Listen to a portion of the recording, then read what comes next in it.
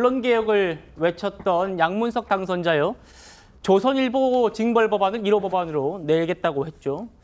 앞서 양 당선자가 언론을 악의 3축 중에 하나라고 말하면서 징벌적 손해배상제의 필요성을 강조했었는데 그것도 한번 들어보시겠습니다.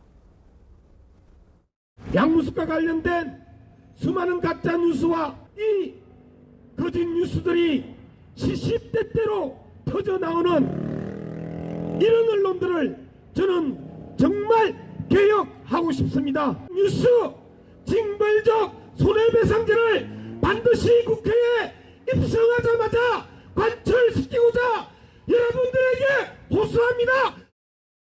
대한민국의 민주주의가 망가진 이유가 언론과 검찰과 대통령실 악의 3축이 존재하기 때문입니다, 여러분.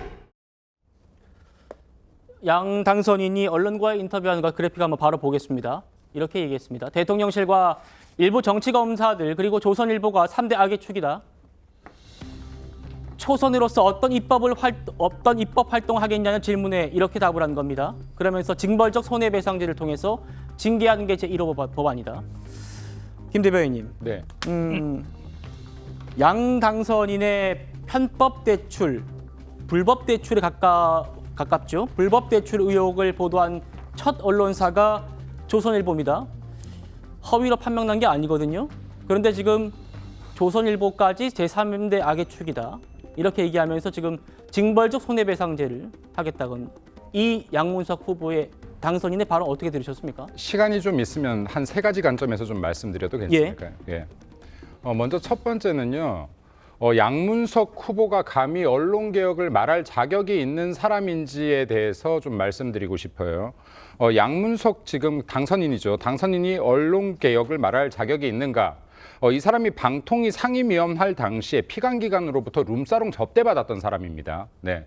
이런 사람이 언론개혁 외칠 자격이 있냐? 이 첫 번째 말씀드리고요. 그리고 두 번째는 지난 문재인 정권 당시에 언론 장악 문건에 대해서 다 잊으신 건지 민주당 의원들.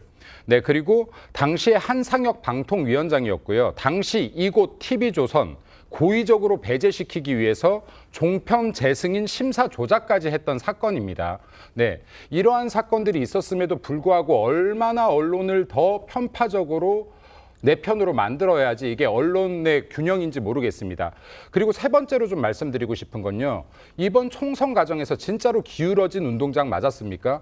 제가 뉴스만 틀면 가장 많이 봤던 거는 대파를 흔들고 있는 민주당 후보들의 모습이었던 것 같습니다. 대파 가격을 실제로 대통령이 모르고 있지도 않았음에도 불구하고 대통령이 다른 곳에서는 이 파 가격에 팔고 있지 않잖아요 라는 발언이 있었음에도 불구하고 마치 대통령이 진짜로 대파 가격을 875원으로 아는 것 마냥 온 채널을 틀 때마다 민주당 후보들이 대파를 흔드는 모습뿐이 못 봤던 것 같습니다. 예. 그리고 하나만 더 말씀드리면요. 지금 이 양문석 후보 같은 경우는 본인 말에 책임을 져야 될 것 같은데 유세 기간 중에 이것은 언론의 거짓이다라고 했는데 실제 이게 불법 대출임이 밝혀진다라고 하면 공직선거법 위반의 혐의도 있지 않는지 네, 이 부분까지도 확인해 봐야 된다라고 생각합니다. 네. 하정 교수님. 네. 양문석 당선인이 조선일보까지 악의 축, 3대 축이라고 얘기를 했는데 네.